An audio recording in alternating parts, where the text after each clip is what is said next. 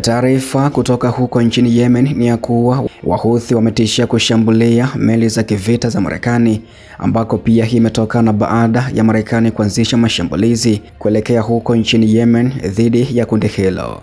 Taarifa kamili ambayo imeripotiwa saa chache zilizopita siku ya leo Machi 17 ni ya kuwa Marekani imeripotiwa kuanzisha tena mashambulizi mapya ya anga kuelekea huko mji wa bandari wa Hodeida huko nchini Yemen baada ya kiongozi wa vuguvugu la Houthi anayefahamika kama Sayyid Abdul Malik al-Houthi kutoa hotuba kali ya kulani mashambulizi hayo ya Marekani na kutishia hatua za moja kwa moja za kijeshi dhidi ya vikosi vya maji kutoka Washington,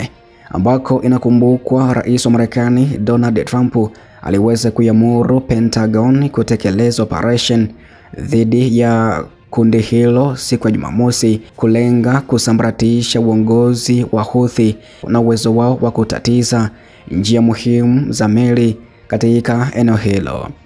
ambako duru ya kwanza ya mashambulizi ya Marekani usiku wa kuamkia leo Machi 17 ilisababisha watu takriban 53 kuuawa na mashambulizi hayo, wakiwemo wanawake na watoto, na kuwaacha karibu raia 100 wamejeruhiwa kulingana na Wizara ya Afya ya huko Yemen inayoongozwa na Houthi baada ya mashambulizi hayo. Katika hotuba yake siku ya Jumapili, al-Houthi aliwataka watu kutoka Yemen kuhamasishwa kukabiliana na Marekani kuongezeka kwa kasi, akisisitiza ya kwamba Yemen haitashinikizwa kuwasilisha nyeo za kubeba ndege na meli za kivita za Marekani zitakuwa lengo letu, na uamuzi wa kupiga marufuku urambazaji utajumuisha Marekani mradi tu inaendelea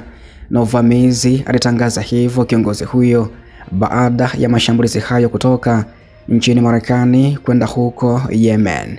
Wahouthi walidai kulenga kundi la USS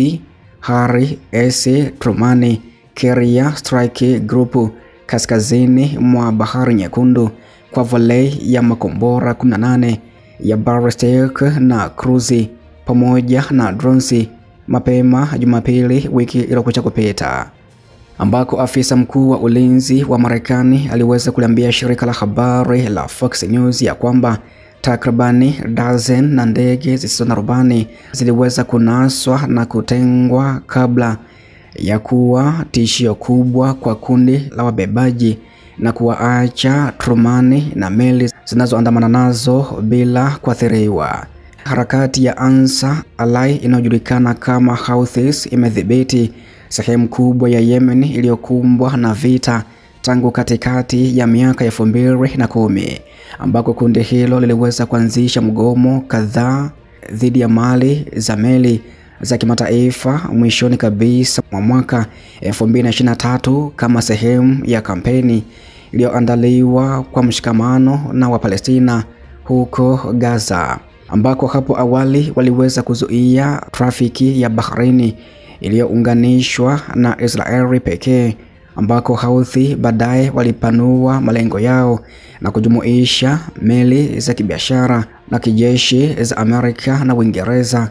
baada ya mfululizo wa mashambulizi ya pamoja ya Marekani na Uingereza dhidi ya Yemen.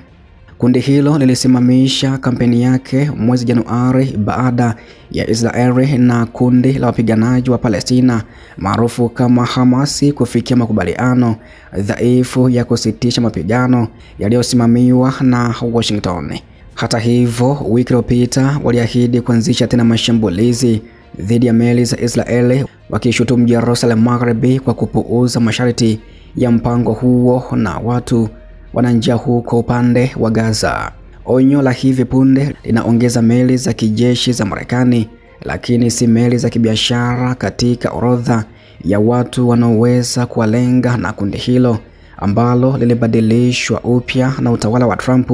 kama shirika la kigaidi. Siku ya Jumapili usiku uliopita, Marekani iliripotiwa kuzindua mfululizo mwingine wa mashambulizi yaliyolenga Hodeida, ambayo ina uwanja wa ndege wa kimataifa na bandari 3 muhimu kulingana na televisheni ya Al Masrahi inayoshirikiana na Houthi na vyombo vingine vya habari vya ndani kutoka Yemen.